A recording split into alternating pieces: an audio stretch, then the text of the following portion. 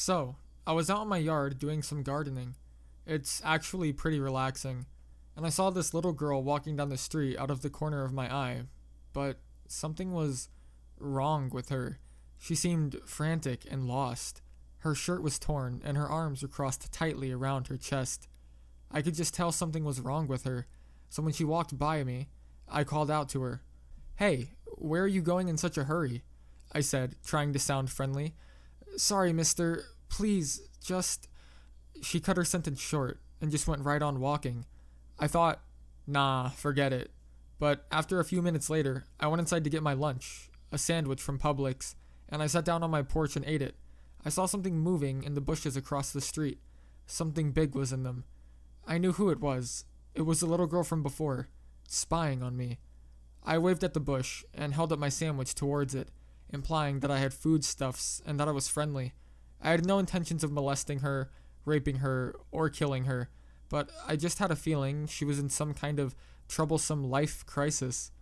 After a few more bites, it was almost gone. I held it back up to her and showed her that I'd almost finished it. I hope she didn't think I was showing off that I had food and she didn't. I just wanted to tell her that I had a bit of my sandwich left and she was welcome to come have it. I was still hungry, but I didn't finish the rest of it. I wrapped it up, along with some chips and the rest of my iced tea, placed it on the steps to my porch. I went inside my screened-in porch and sat down on the chair, hidden from the view of the outsiders. Eventually, I saw a little body creep up and inspect the wrapped-up sandwich. It was her. She began to unwrap the sandwich, and she took a giant chug from my drink. She got into the sandwich and gobbled it all down quickly. "Why, hello there," I said from behind my screened-in castle. She was startled, but didn't run away. She just crouched down on the ground and tried to hide her head. I stood up and opened the door. "Going somewhere, or are you just here to steal my food?" I had a friendly look on my face so she wouldn't think I was serious. I'm sorry if you wanted that. It was right here. Just, please don't take me back." She seemed less afraid than she did disappointed. "I'm not going to get you in trouble. You seemed a bit roughed up. Are you okay?" I wanted to hold her attention for as long as possible for some reason. I'm tired. I just can't go back." Uh-oh. Generally, when a lolly says she can't go back, that means one of two things. Orphanage that she hates or an abusive home. "Where can't you go back? Are you on the run from someone?" She hesitated and looked all around for a moment. "I can't tell you. Please, I came so far. Just don't make me go back." "How can I take you back? I don't even know where you came from. Just tell me if you're in trouble." I... Yes. Please don't call the cops or he'll get mad at me again." I guessed in her case it was the second. Terrible. She was about 7 or 8 years old, maybe less than that. She had long, wavy blonde hair and her clothes looked slightly dirty and her sleeve was torn. She had on a blue t-shirt and a pair of old jeans. "Just tell me, what's your name?" "Juliette," she said, looking down to the ground. "Well, Juliette, where are your parents?" "I don't have any. I wish I didn't have any." I knew that either her father or mother abused her mentally and physically, and that the latter was shown on her.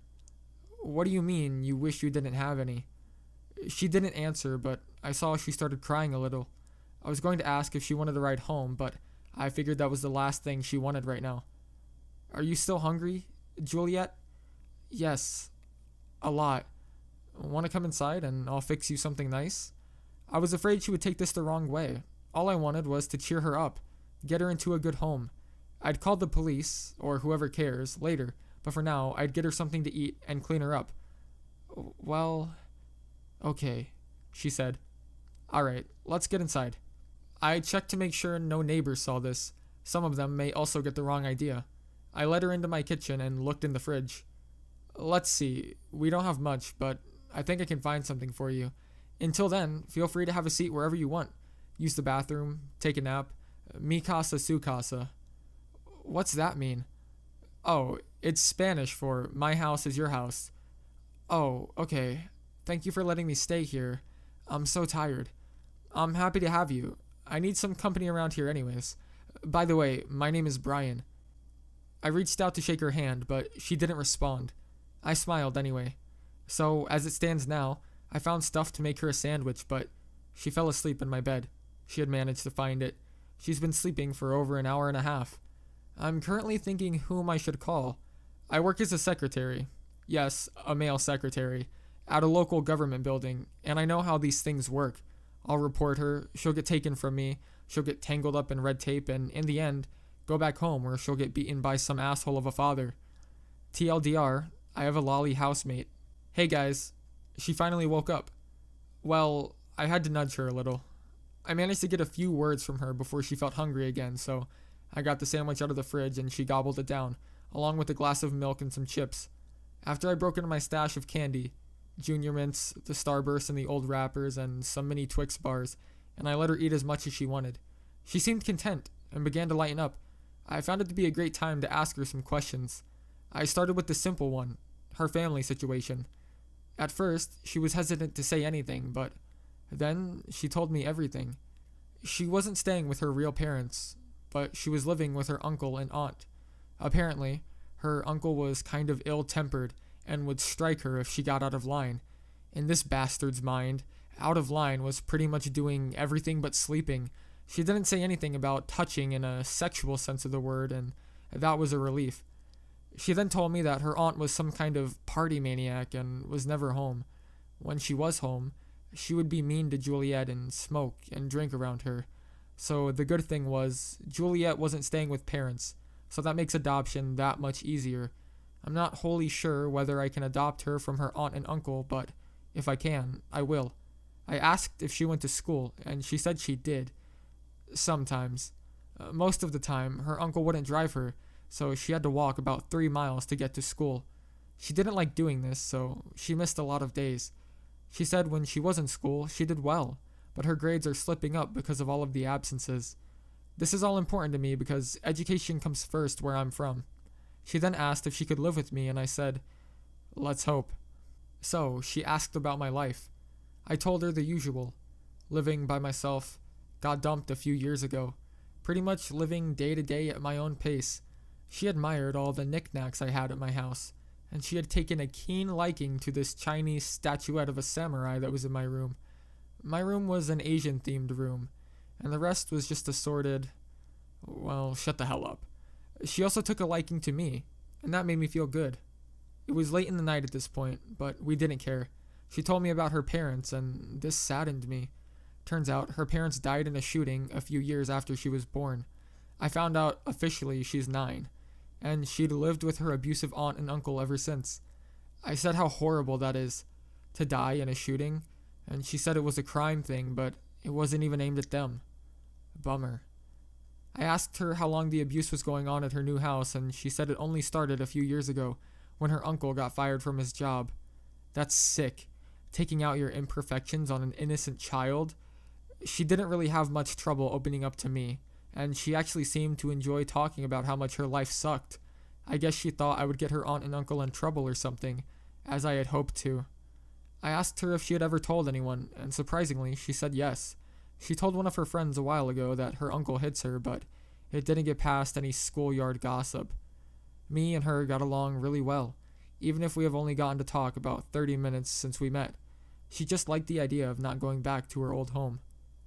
I offered to get her out of those old clothes and for her to take a bath or a shower, and she jumped right on it. I led her up to the bathroom and turned on the water. I made sure to get it just right, so she wouldn't get burned, but not too cold either. Then she just stripped right there and got in the tub before it was even filled all the way. She must not have had a good bath in a while, but hey, my tub was gigantic. Even I enjoy it all the time, even if I use it every day. I asked her if she needed anything and showed her where the soaps were, and she seemed to take things up from there. I took up her old clothes and threw them in a hamper and got one of my sweater and a pair of jeans for her, just for now. It was an old college sweater from my junior year. She was in the bath for what seemed like forever, and I started typing this when she was in the bath. When she was ready to come out, I picked her up and wrapped a towel around her and let her do her own thing. I was in my room making my bed, so it could be messed up again in like an hour when I went to sleep. She came waddling out of the bathroom with my sweater on and yawned. She was still tired? No problem. I can set her. Whoa! She jumped right into my bed and made herself comfortable. I guess there's no harm in us sleeping in the same bed. I'll sleep on top of the covers and she can sleep under them, right? So, she's sleeping again, in my bed, under my sheets. Did I care?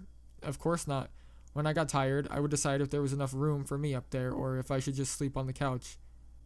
Just to recap, things have gone just as I planned, if not better. She opened right up to me and didn't seem to mind telling me of her troubles. That was good.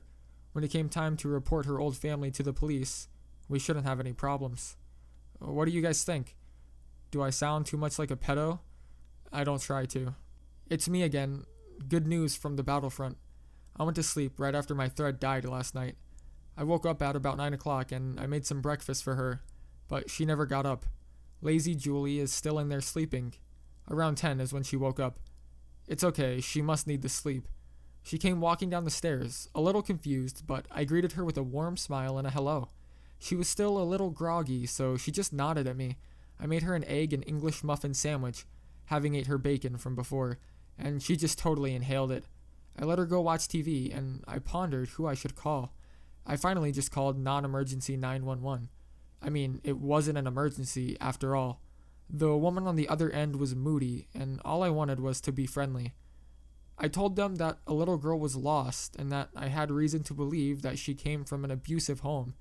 She seemed to understand, and told me that I should bring her to the suburban precinct. Okay, that's doable. So after some Q&A with her, I hung up the phone, and I told Juliette we were going to tell on her aunt and uncle, and it was really important that she told the truth. So after a little bit, I got her old clothes. I didn't have anything that fit her, and she changed back into them. We climbed into my tiny little coupe and we drove down there. On the way, I told her to say that I had just found her this morning and that I fed you. She agreed. When we got down there, I held her hand and led her into the police station. I talked to the girl behind the counter about our story, and she didn't instantly take me as a crazy pedo. I told them that there's a strong reason to believe that her aunt and uncle were abusive and that she needs to get out of that house. She understood, and she told me to have a seat right over there. Oh Lord, is this some kind of irony? We waited in the lobby for what seemed like forever. Then finally, someone came out to get us. He filled me in on the rules, and I told him my mind. They would have to take her to an orphanage for now. They would usually make her go home, but I managed to convince them that that wasn't a good idea. Of course, she helped too. It was towards the end of our meeting that I said I had it in my mind to adopt her, and he told me that it was up to the orphanage. He said that they would investigate the home, and she had to give them some contact info on her aunt and uncle. It took her some thinking to remember everything they asked for, but she managed to do it. Finally, an agent from the orphanage showed up to take her away. We shared a sad goodbye, and I talked to the agent in private. I said that I and she thought it would be best if I adopt her. That is, if her old home is really as bad as she says. He said it wasn't his department, but he thought that sounded reasonable. Okay, that's good. Before they took her away, she ran over and gave me a big hug. Aww. She was so sad to go, but she trusted us enough to know that we weren't taking her back home. I had to stay there for some more questions about how I saw her, what I did with her, etc. He gave me a background check and it came up with no bad marks. I was a clean man, fully capable of being trusted. I had nothing to hide, of course, so I answered everything no problem. Then he asked me what I thought about her current home. I said that from the looks of it, she wasn't staying with her parents and she hated it there, and her uncle abused her as her aunt drank herself to death.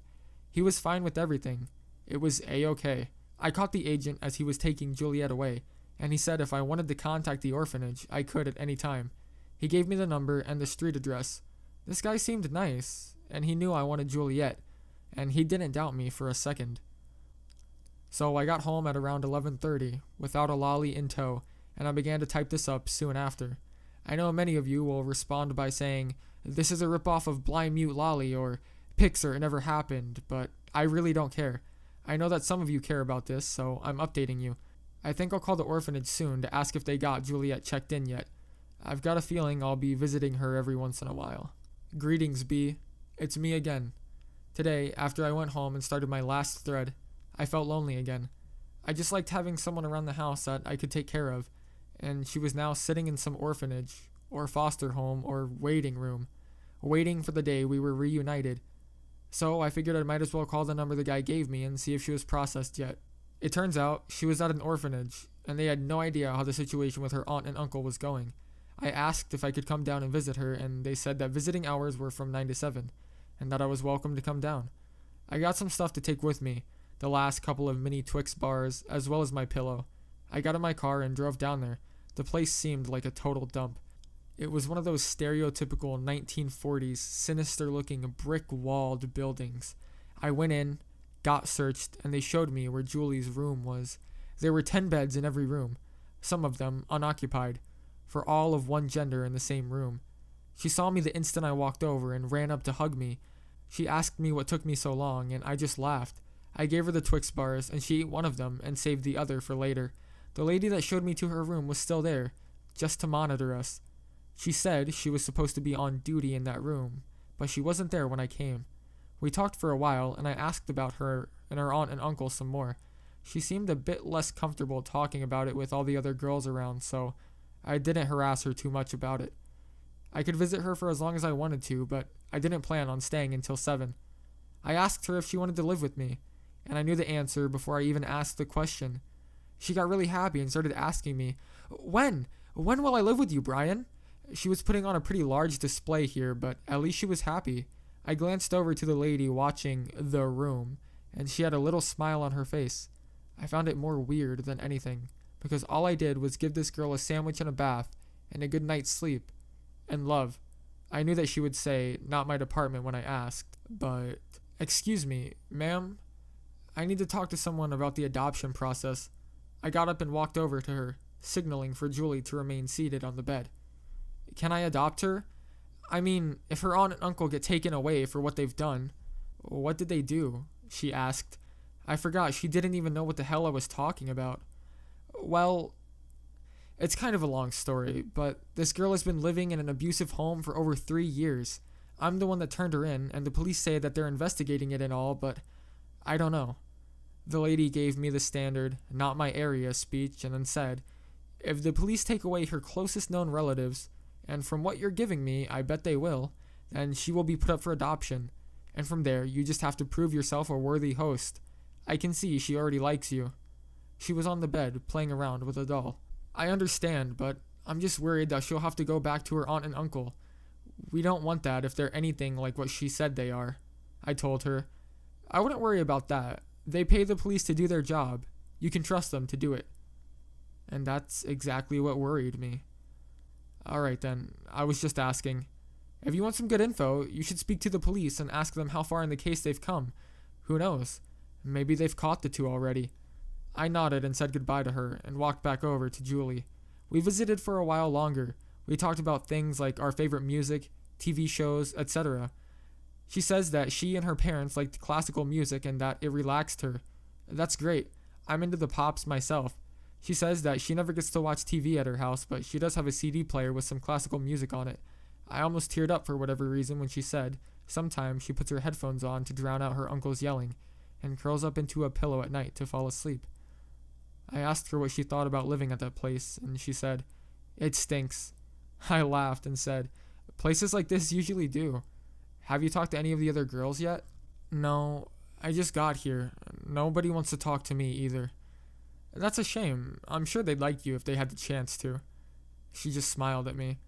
After some more small talk, I looked at the time and decided I better go home. I gave her a goodbye hug and said I'd be back tomorrow to check in on her.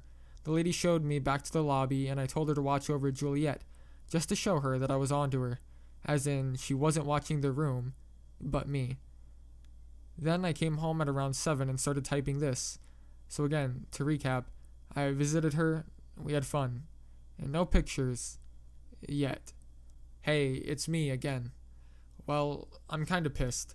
I'm a gentle guy. I usually don't get pissed, but you know what happened?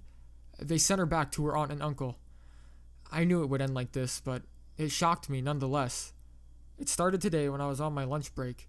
I called the place where she was staying at, and they said that she had checked out. Checked out? That had to mean one thing. The aunt and uncle found her. I asked her if she knew who took Juliette, and she said it was her aunt. Man, things just suck sometimes. But no, this couldn't be the end. I had planned so much. I even told you guys about her. I can't let her go back to her old abusive home where she'll get beaten for trying to find a better life. I had to get her back. I still remembered the contact info on the aunt and uncle, and I found out where they lived by looking up the phone number.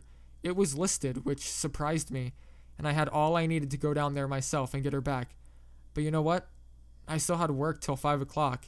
It was around 12:30 when I took my lunch off, so I had to go 5 hours just thinking about all the horrible things that asshole of an uncle was doing to my poor Juliette. I could hardly even work after that, and I accidentally put a call on speaker when I had to patch it through to my boss. Yeah, you can shut up about me being a secretary now. Nurse Kun is a nurse. So the time came for me to head home, and I just bolted out and got into my car to drive home. When I got there, I called the number of her uncle's house. Nobody picked up. Again, I called, and nobody picked up. I left 2 messages saying that I was Juliette's teacher on the machine before I called it quits. I couldn't just go down there. What would I do? But you know what? I felt like being an asshole right now, so I decided to drive down to the house and just scout it out. When I got there, it looked like the standard low-class brick wall house on the outskirts of the middle-class suburbs. I didn't want to knock on the door, but I parked in an empty lot across the street and went up to the house to peek into the windows. I didn't see anybody.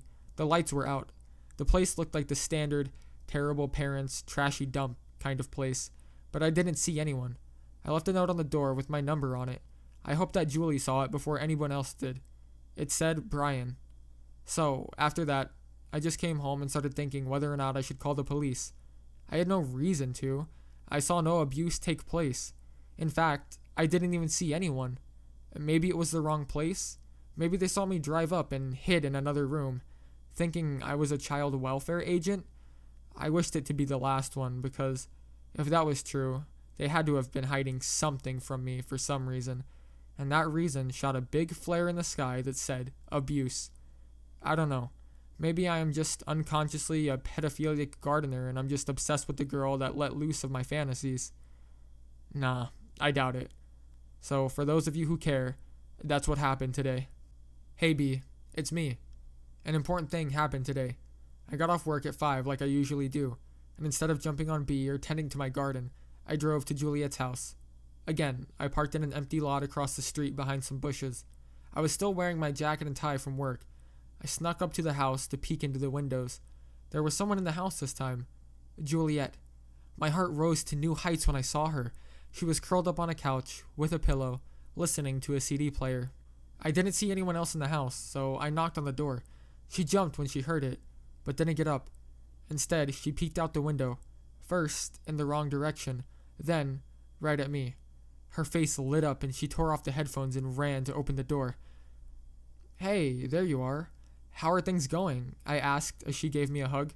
Are you staying? She asked me without answering me. I can't.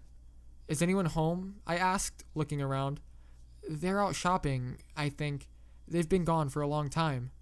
I see. Well, they must be due to be back soon. It may not be a good idea for me to be here when they get home. Did you get my note? She looked puzzled. Oh well. Plan A failed. I guess not. Here, take this. I handed her a card with my number and address on it. I wrote directions on how to get there on the back. She asked if I was going to take her away, and I asked her a serious question. When you came back, did your uncle hit you again? I patted her on her shoulder. The expression dropped from her face. Silence. I need you to answer me. This is for real. She looked up at me with 2 saddened eyes and said, Yes, but I didn't do what he told me to. It was my fault. I patted her head gently. It wasn't your fault, no matter what he said. She tried to smile, but I could tell she was a totally different girl now. Now that this bastard had his hands on her. You all know how it goes. Something like talking to someone could change your entire mind about something, and in this girl's case, a beating changed her mind. Terrible. She asked again if I was going to come in, and I decided I might as well. The place was not terribly filthy, but it was a dump compared to my place, not to brag. There were beer bottles all over the floor, stains on the carpet, dishes in the sink, and it looked like there were burns on the couch. Aunt sleeping with cigarettes, and there was even a hole in the wall. I only stayed for a little while, but the time we shared was nice. She showed me her room. It was just like I imagined it. A tiny bed, a few dolls here and there, and then I saw something that caught my eye. a telescope, and it was a nice one. When questioned about the telescope, she gave me an answer that warmed my heart. My parents were astronomers. We used to look at the sky all the time before, but now there's a broken piece in it, so I can't use it. It was the only thing I had that was theirs. I felt like I had to fix this thing, or at least get a new one. No, a new one wouldn't be as special. I had to fix it. Tell you what, I'll take this and I can get it fixed by tomorrow. Deal? She seemed to like the idea and said, "That would be great." The sun shined on my insides to see how happy she was. After I told her about everything, I was going to get off my ass and try and get her uncle in trouble that I had planned. I said my goodbye and dismantled the telescope. Oh, did I tell you that I'm an astronomy buff? I recognized her telescope, a high-end Celestron. I broke it down and packed it up in its bag, making sure not to even put a scratch on it. I told her that she can call me or come over anytime she wanted, if she could. I loaded up my car and waved one last time at her. She stood at the window and watched me drive away. I hope she can find a way to call me whenever she's feeling lonely or whenever she wants to. But now I have evidence that she has been hit again, straight from the victim's mouth. No, I didn't tear off her clothes and inspect her, but I do have a probability that the bastard uncle and aunt will get vanned. Hitting a little girl? Man, that just disturbs me. So, I've got this broken telescope that I assume has a busted lens. I don't want to let her down, so I'll try my best to get it fixed by tomorrow. So, do you think this makes up for being a cold-hearted 9/11 laughing B-tard? I hope so. Hey B, it is I. Good news and bad news. This morning before I went to work, I dropped the telescope off at my cousin's shop. He said that it wouldn't take that long, and at the most, it will take a couple of days. He didn't go into what was wrong with it, but I had to go to work anyway. Today was sort of a casual day, and I managed to get the temp, sort of my intern, to take my spot so I could get off work an hour early, and my boss let me. I called my cousin to check up on the telescope, and he had the parts that we needed on the way. Turns out he knows someone who is an expert at fixing telescopes. I mean, obviously, I'm sure it wasn't his main profession, and he had a replacement part RTG. Now, all we had to do was get it fixed, and that should take only a few hours. Things were moving along quicker than I expected. If it all went to plan, I would have her telescope ready for her today, but that didn't seem to be enough. So I made a trip to the mall to get her some books and maybe a new classical CD. I went into a Barnes & Noble and looked around for some astronomy books. I saw a few star chart type books, an astronomy book for kids, and a book about how to use a telescope, also for kids.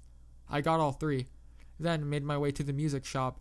There wasn't a wide selection of classical, but I wanted to get her some more of it since I'm sure she had heard her CD over and over at least 1,000,000 times. I got a best of CD with a few artists on it. So now I had an assortment of gifts and time to kill. I took all my stuff home and started to read one of the books. So nothing happens until around 6 when my cousin calls and says, "Come by in about a half an hour. I'll have it ready by then." I was surprised how quickly he got it done, but I'm not complaining. So 30 minutes later, I drove down there, and sure enough, he had it fixed. He said that it was still delicate, and I shouldn't play around with it. I thanked him and paid him in full, rather than taking him up on our discount, for the speedy job. Okay, so soon, I would case Juliette's house, and if no one was there, I would deliver her telescope, CDs, and books. So I loaded my stuff up and drove down there. The telescope was wrapped up in a bag inside of its case. When I pulled up, I heard a sound from inside the house. A bad sound. The aunt and uncle were there for once, and they were arguing. I didn't know what to do. I knew I shouldn't just knock on the door, but I didn't want to leave in case Julie was getting abused in there, so I sat in my car and waited. Every once in a while, I saw someone go past the window, flailing his or her arms around and screaming. I felt like busting in the place and taking her out of there, but I still didn't know if she was involved or not. It was starting to get less light, not dark yet, just less light out, and I knew I couldn't stay forever. And then the door slammed open, and the uncle stormed out and got in a beat-up old car, and then he just drove off. As he was pulling out, the aunt came out and started throwing things at the car and yelling more. I ducked down so they wouldn't see me. She then fell down to the ground, and it looked like she hit her head on a stone in the yard. Uh-oh. Thinking of an alibi just in case, I got out of the car and walked over. I looked to see if she was alright. She had busted her head pretty bad on the stone. It wasn't cracked open, but there was blood. I asked if she was okay, but she was knocked out cold. I couldn't just leave now. I went inside the house to find a phone to call the police. When I saw her, she was sitting in a corner, her headphones on with the pillow being held tightly in her arms. Her eyes were clenched shut, so I could see that she had been crying. I walked over to her, and as I approached her, she clenched more, until I touched her head. She squealed and then looked up to see me. I had an overcoat on, unbuttoned. I cast a shadow over her, so I imagine I looked pretty awesome from her perspective. I digress. When she saw that it was me, she jumped up and grabbed onto me. "What happened here?" I asked. They're fighting again, but it was never like this," she said, managing to speak even though her throat was all choked up from crying. "Shh, don't cry. It's okay. I'm here," I said, running my finger through her hair. "Please, why can't you take me away?" she asked. "I wish it were that easy. Oh, damn, I need to call the police. Your aunt hit her head on a stone out there and she looks pretty bad." She sniffed and showed me the phone. So after I called, I went out to the yard to see if she was still alive. She was still knocked out, but she was breathing. Julie was standing in the doorway, staring at me. I kind of looked like a hitman the way I was dressed, as pointed out by Julie. "You look like a killer," she said, with her mood lightened. "I do?" I laughed a little, despite the situation. "Well, yeah, I saw this movie with a killer in it, and he dressed the same way you did. And of course, you're standing in front of a body." I laughed again. Fuck her. If she wants to get drunk and smoke around a little girl, she deserves to be in this situation. I remembered the gifts, but decided against giving them to her right now. It just wouldn't be as special. The police showed up, and I told them what I saw. Then they asked Julie what she saw, and she told them. Our stories matched up like a puzzle, so I was in the clear. They knew that she would be unable to take care of herself alone at the house. She could, but I don't blame her for saying she can't. So they were going to take her to a foster home or whatever. It was her that brought up the idea that she go with me. I explained to them everything I knew of the situation, and she confirmed it all. I said that I had found her on the street last weekend, that I had turned her into the authorities like I should have. After I said that I could watch her, and they made sure that she wanted to, they told me as long as we knew each other, it was possible. They just had to take her into the station to get her claim. Cases without children aren't like that. They just take what they get from the scene. About what happened once again. So they did. And when it was all said and done, I brought up the fact that she was being abused at home, and they should get the CSS to investigate her case. And they said that would be a good thing to do. So I took her home, and guess what? I offered her if she wanted to order a pizza. And she told me, and I quote, "I hate pizza." I lolled. So, after that, I ordered Chinese instead. I showed her my gifts. She was so damn happy. It made me feel like my whole life before that point was worthless. It felt so good to see the light in her eye as I handed her the telescope, the CDs, and the books. She gave me a big hug, and I put in one of her new CDs in my Bose stereo, and we listened to it as I showed her the books I got for us. When our food arrived, we ate it as it started to get dark. She seemed tired, so I pulled out the futon in my study so she could lie down. She's up there sleeping right now, and I'm as happy as possible. I'm just so damn lucky that the cops didn't be dicks about it. I'll confess, I told them that I took care of her sometimes.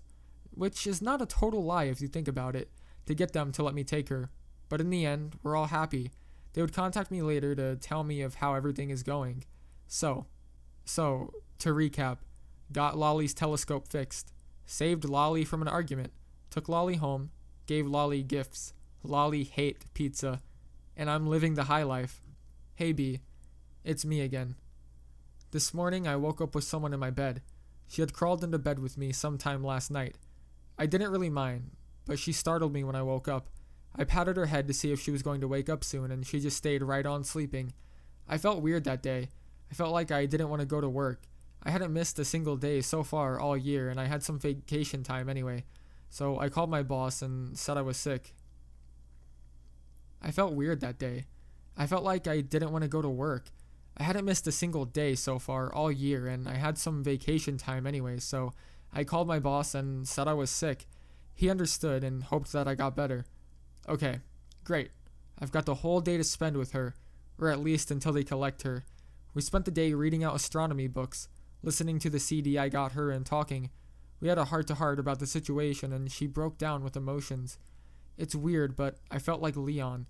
I've known this Lolly for less than a week, and she's throwing herself all over me like I was her father. And no, I'm not a cleaner. So the day went pretty normal. No call from any police or CSS or anything. I didn't think much of it because we were having fun. I learned some more about her parents. She told me what she remembers of them is foggy, but she does remember them having a lot of books and being into astronomy. They liked classical music, nice food, and they seemed to live a perfect life. It's ironic that these people could be so perfect, in my eyes, and have such close relatives that were total trash. She also said that they would always go out together and eat at fancy restaurants. Then, one day, they went out to go to the park together, and while they were on their way, they walked. There were some kind of gang members all out in the street. Then she just remembers gunshots and hiding behind a car while her parents got gunned down. She said that the police said it was an unintentional shooting and that the gangs were aiming at each other, but bullets are a nasty thing to try and control. I almost started crying right there. Imagine being a little girl, out with your parents on yet another fun day out, and then their lives are over. Just like that. I'm surprised she managed to remember all that. She was only 4, but I don't underestimate her. Anyways, moving on to a lighter topic. Since there was no call from any organization, we planned on going out and stargazing tonight. I'm sure her telescope is okay to be taken out of its case now. I've got a perfect spot to go where we can see the most stars. Even with all the thoughts of sadness, she managed to be as happy as I've ever seen a person. She was happy to know that Act 2 of her life was over. Now we were moving into Act 3. I, myself, felt this to be a turning point in my life. Who knows?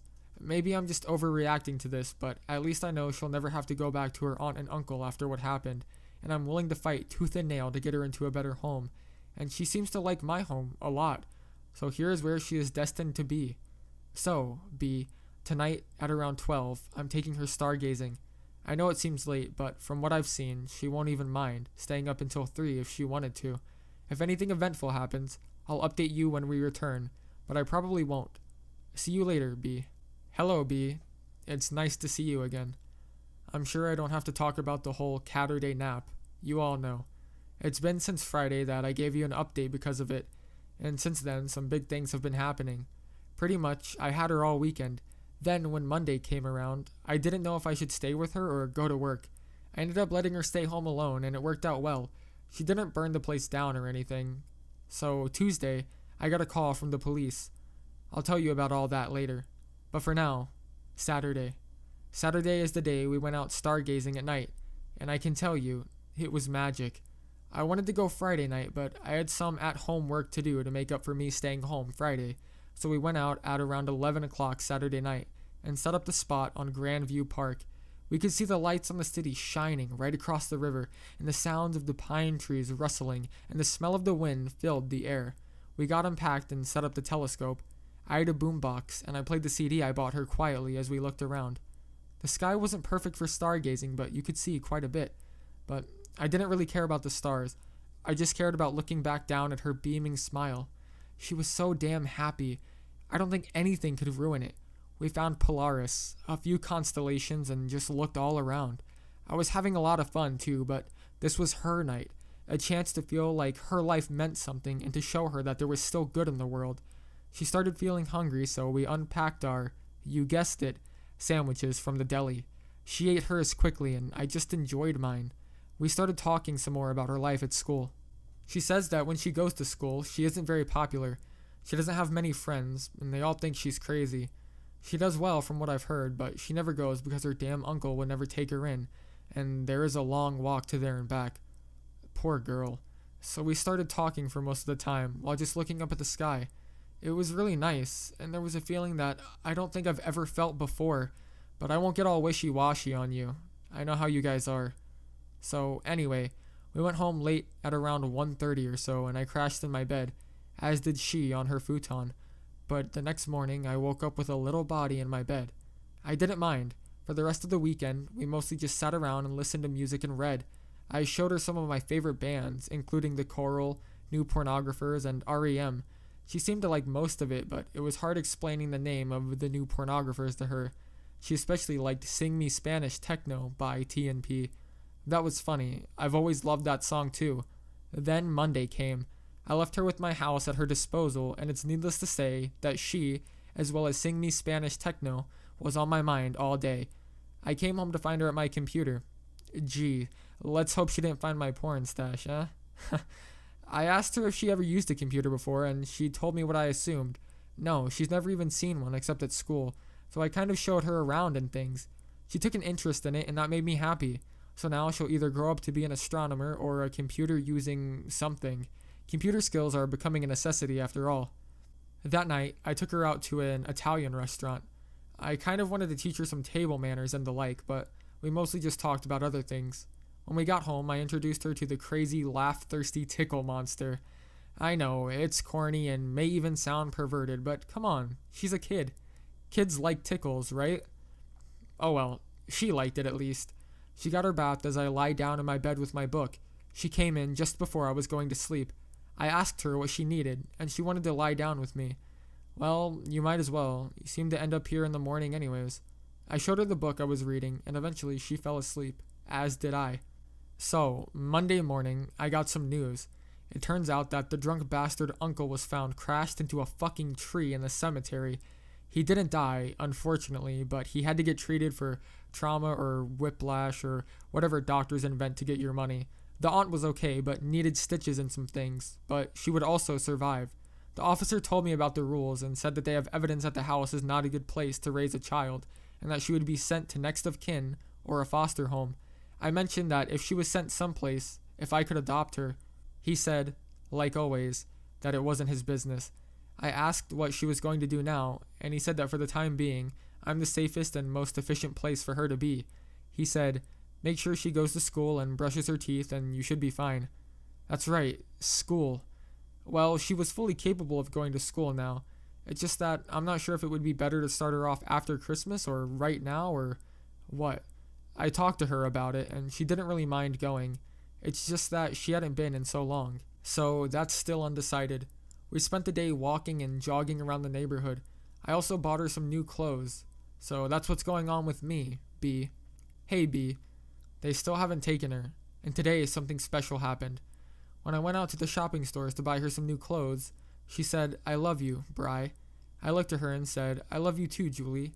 You know that. And then she hit me with a brick. No, I mean, I love you, love you. I just had to start laughing, and she seemed so disappointed. I'm not laughing at you, it's just that the whole idea is funny. I mean, I'm way older than you. I'm not even going to discuss this. So we dropped it until we got home. About what I said before, I mean it. I've never felt this way before. Of course you haven't. You're only 9, Julie. I was unpacking her new coat and shoes. But that doesn't mean I can't be in love. She was eating some cookies and drinking milk while I did all the unpacking. What a lazy girl. Look, I know what you're saying, but it's not like that. I've been so nice to you. You think you're in love with me, but be reasonable here. I guess. Do you think I was worth it? I paused and looked at her. I mean, you didn't have to do this. You could have left me on that street that day. I went over to her and patted her on the head. You know, without you, my life wouldn't be nearly as half as enjoyable. Of course you are. I'm so glad that I was out there that day, you know. She cheered up a lot when I said that. Then I just had to pull out some sneaky tickles on her, and she laughed and laughed, so everything was still okay. I knew she would approach me like that sooner or later, but this was a bit sooner than I expected. But anyway, I didn't care. Right now I have some music playing, I'm watching some TV on my computer, and she's eating some fried chicken. No, she's not black either. So guys, that's it. And note that I don't intend on turning B into some faggy blog. I'll only tell you about all the important stuff after this. Seeing as I know it's imminent that I get to keep her and everything, things will gradually get less and less exciting. So, did I do the right thing? I think I did. But after all, this is the internet. You guys are probably going to say some fucked up things. Hello, B. It's me again. Just wanted to fill you guys in on everything. From the looks of it, she'll never leave me. Nobody has called after the first time. Nobody stopped by. Nothing. But I can't complain. I've enjoyed having her around, and I know she enjoys all the things I'm doing for her. I took her out to buy some new clothes, and she really liked shopping for them. And about what happened the other day, when she said she was in love with me, it's the classic case of a girl who was mistreated before, and then treated well by a guy, so naturally her response is to love that guy. Watch Leon. You'll see. And no, I don't drink nothing but milk, and I'm not a cleaner. It's also interesting to note that she has taken an interest in jumping on my computer when I'm away. She never does anything, but I showed her where the music and pictures were. I guess I'll have to teach her how to use a computer now. But there's nothing wrong with teaching them things early. In fact, it's better, especially in a situation like hers where she's more likely to listen to me than anyone else. So anyways, I just wanted to give you guys an idea of what it's like here. Hey B, Juliette has been sick lately. I mean, really sick. I took her into the doctor's office and he just gave us some antibiotics and recommended sleep. I mean, fuck, I could have told her to sleep. It's about 45 degrees right now and my heater isn't working. I had to get on the old space heater, only to have it start smoking. I knew it did that, but Julie insisted I took it away from her ASAP. So it's pretty cold in my house right now, and that isn't a good thing when you're running a fever. So all of last week and over the weekend we didn't do anything fun. We didn't go out or anything, but rather just stayed inside to fight back the illness. I'm starting to get worried. I may take her to a hospital to see if she has some kind of illness that's more than just a simple flu. So after this, I'm going to go to sleep with her. I don't mind if I get sick, just as long as she feels safe and comfortable. Hey, it's Romeo-san, back from the dead like the great phoenix. It's been a while since I've been here, but anyways, Juliette has come over the illness and is the happy girl she once was. I've met a woman whom I'm quite smitten with. I met her in the waiting room of the clinic on our last visit. When she asked me, "Is this your daughter?" I didn't know what to tell her, so I just explained it all.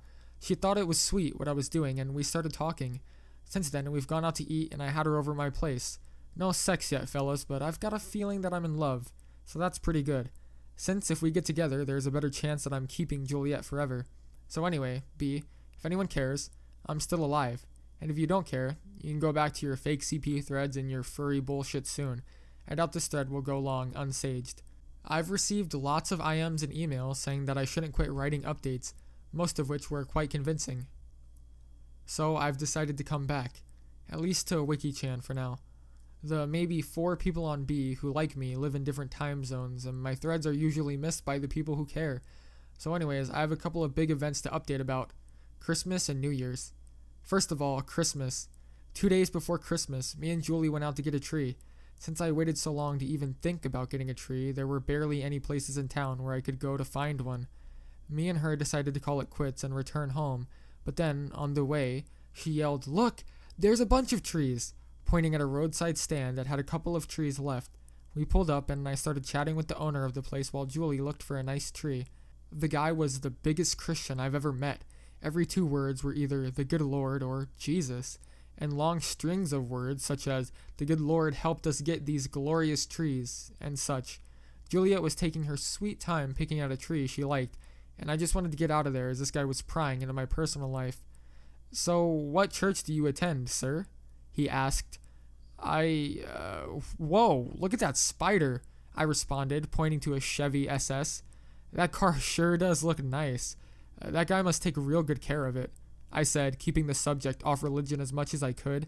I only did this because I didn't want to offend the guy and make him refuse to sell us a tree, since he was the last guy in the whole state of Pennsylvania who was selling Christmas trees. I'm a strong atheist, and I hate it when people like this guy assume everyone is as Christian as Christ. If this guy starts preaching to me, I swear to God... Oops, I can't say that. Anyway, Julie finally called out to me that she found a pretty tree, and I just paid for it and left.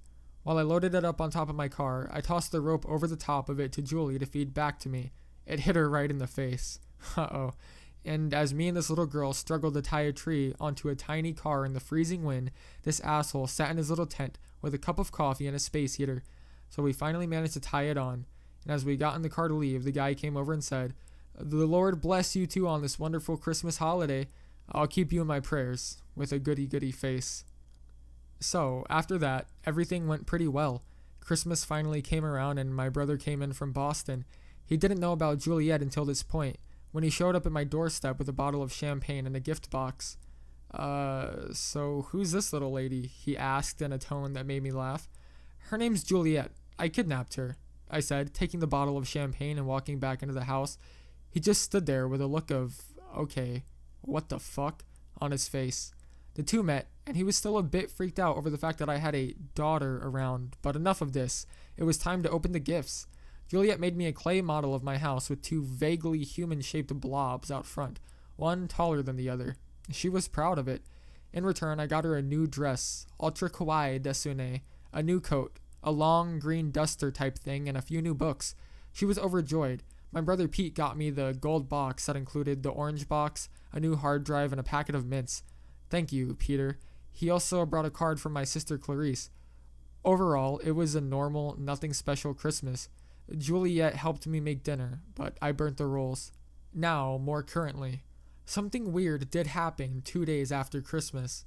Me and Julie went out to do some shopping and she wore her new dress, with ribbons in her hair. While we were looking around at some shops, I began to notice some Negro was following us around. He wasn't being very subtle either, walking behind us in plain sight, and whenever we went into a shop, he would wait outside the door. He looked like he was a crack addict, and I began to fear he was going to try and snatch Julie when we left one of the shops, so I instructed her to keep walking after a bit, as I turned around to confront the guy. As soon as I turned around, he stopped and ran off. Pussy? I think yes. I'm not even tough looking at all. But anyways, I became the big hero of the day, and Julie remains unsnatched. For New Year's Eve, me and Julie pretty much did our usual routine, except we watched the ball drop, or slowly lower, either one, at midnight.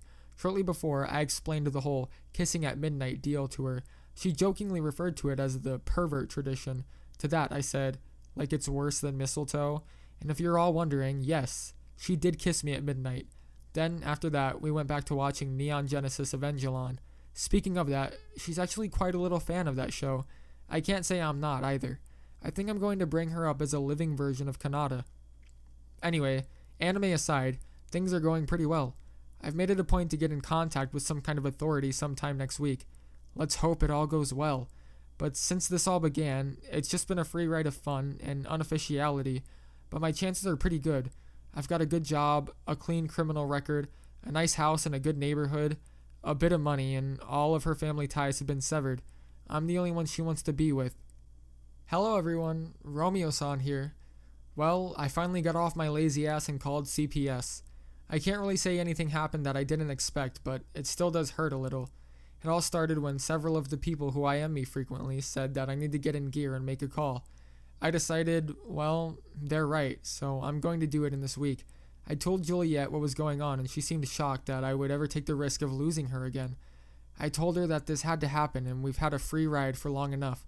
I won't describe everything that happened in full detail, but I will fill you all in. I made the call when I got home from work, when Julie was still at my cousin's shop. That's where she stays when I'm at work. They pulled up some records and found that they meant to check up on everything, but it got lost along with many of the other cases. They pretty much told me that nothing was wrong, but they were going to send in an agent to do an inspection of the place to make sure I wasn't mistreating her. This was all fine. I bet my place is better than many of even the agents' homes. Anyways, they also required her to go into some kind of psychoanalysis to make sure there was no abuse or anything naughty going on. This was all Friday, and they scheduled this all for today. She's currently being evaluated in their offices, and later today, around 3, she'll be done and they'll bring her back to my house, where they will evaluate my living conditions. If all go well, they'll let me keep her for the trial period, where they will pop in for visits a couple times a week, unannounced, to see what it's like behind the doors. Then, if they like what they see, they can get the adoption sequence going. So things are going pretty damn good for me. I'll write more once I get back to my place, and after the agent leaves, obviously. On a side note, the aunt died a couple of days ago, and the uncle is serving life for drug, weapon, and child abuse charges, so the window was wide open and things look good. When told of their fate, Juliette responded by saying, "Really? Awesome!" or something to that effect. Hey everyone, high spirits for all. Juliette was brought back to my house a little while after the first thread. The agent that came with her was a big black dude who seemed to find everything either terribly interesting or terribly funny. Juliette jumped out of the car and ran up to my porch to give me a big hug. The agent came up and introduced himself as Jim. He actually wasn't a bad guy, but as I expected, he was condescending and noteful about everything I said. I showed him around the house and he was pretty impressed that I kept such a nice place. He then saw my leaky sink. The faucet on that sink had been bothering me for days. I'd tighten it, but it just gets leaky again. So now, whenever the water is off, it sprays a mist into the air. This was one of his only complaints, other than the fact that she doesn't have a bed. Well, I mean, she does, and it's a nice futon, but apparently, children need triple queen-sized canopy beds to survive. No matter, it will do. I also said that Bridget is moving in at the end of the month. This made him quite pleased. He didn't really interview me much, and he said that they saved that for when they get my adoption interview. So, the future looks pretty good. I'm well on my way to adopting her. I'd like to thank everyone who IM'd me with support and information to help me get along the way, and to everyone who didn't sage my threads for being too long. More to come soon. Hi all. I write this early in the day as something terrible and a bit disturbing happened. It all started when, this morning, my cousin wasn't at work. As it turns out, he had a terrible cold and couldn't work. So, no big deal. She'd be fine alone at home for a while. She's done it before. So I take her back home and begin to run late for work and provide her with any emergency numbers she could possibly not need. So things were going pretty well. I got to work a bit late, but nothing too bad. Then I got a call at the front desk. It was Juliette. She was kind of frantic, saying or yelling that I needed to be home right away. She yelled that there were ambulances and fire trucks outside and that it was big trouble. So naturally, I didn't even bother to go back to the office to get my coat and ran out the door, telling the secretary that I'd be back. When I got to the house, sure enough, the whole ES of Pittsburgh was outside the house. I began thinking, oh, holy Christ, I'm a fuck up, while walking towards the scene. A paramedic held me back when I tried to get into the house, but I told him I lived there and I needed to get to my daughter. So after some more ruckus, it was revealed that my neighbor had died of a heart attack. I was still a bit shaken up from the whole little girl left alone at home screaming for me to come home deal, but after a while, what happened began to sink in. Juliette was freaking the fuck out. That's for sure. I don't think she blinked or opened her mouth for about an hour after that. Anyway, my good friend Peter died. He was a nice guy, actually, and the only reason I didn't let him watch Julie was that he was 56 years old. Apparently, the Meals on Wheels lady came up to the home as usual, and after knocking for 5 minutes, she barged in to find him lying in the living room. It's a shame. He was the kind of wily old dude that everyone adores. So anyway, I went back into work and everyone was waiting for me, eyes wide open and ready for bad news. They all knew that it was Julie who called me.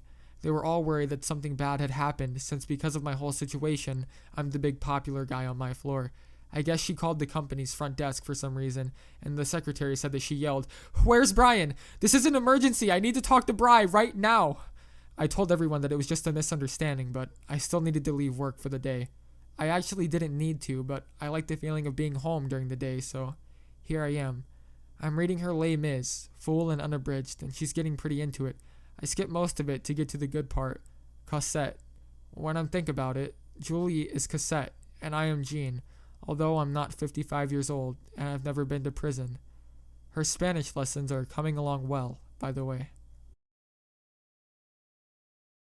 Hey guys, Doverbra here. I just have to say real quick after this story, if you do follow along with the text of the story, there were parts that I skipped over or didn't read like in their entirety, and that was simply because this was being posted by Romeo-san actively as these events were going on, and then people archived it on WikiChan. So instead of reading it as just like a catalog of what happened, I decided I'd read it as a story, and I hope that really helped like with the immersion and everything. So I hope it turned out well. Obviously, I hope you guys enjoyed it and everything. So yeah, that's why I didn't read it as a recap of the actions, but more of like a storytelling or a retelling of the events. Also, regarding the little anime girl on the bottom right, that's just what I pictured Julie looking like. My friend Shane had that girl as his picture on Steam, and he was online when I was reading this, and I just kind of got a direct correlation because she kind of looks like what I would imagine Julie would look like. A lot of people ask me if I'm a weeb. No, not really. I use like anime or like the art style in my thumbnails a lot because I really do like the art style. I think the aesthetic of it is sick, but I don't actually really watch anime ever. I watched one on Netflix, but it was in English, so I don't really know if that counts. And lastly, there were a lot of links in this thread. There were pictures and updates and stuff from OP. Like there were pictures and stuff like of Julie and of OP and like stuff that went on. So I don't know if you guys caught any of those or saw any of those. Unfortunately, all of those links are broken because this thread is 9 years old now. Or fuck, no, not even. This thread is 11 years old now. Holy shit. Okay, so this thread happened 11 years ago, so all of those links on the archives and WikiChan and everything are all broken. I can't find OP's IM or anything. I can't find anything by his username, which is Fretin80, which was mentioned in the thread as well. So yeah, if anyone has any of those links or anything, I don't think anyone will, but if you do happen to have like some reclusive like links of Juliette Chan, feel free to message me on Discord and I'll pin them in a comment. Anyways, yeah, that's really it for this story, guys. I hope you guys liked it. Next story coming up is Blind Mute Lolly. After Blind Mute Lolly, we have Damaged Goods. After Damaged Goods, we have this really fucking long one about like LARPing or something. I don't really remember, but yeah, I hope you guys enjoyed. This has been Doverbra. Thank you guys for 10k subs, almost 11 now, and I'll see you in the next one.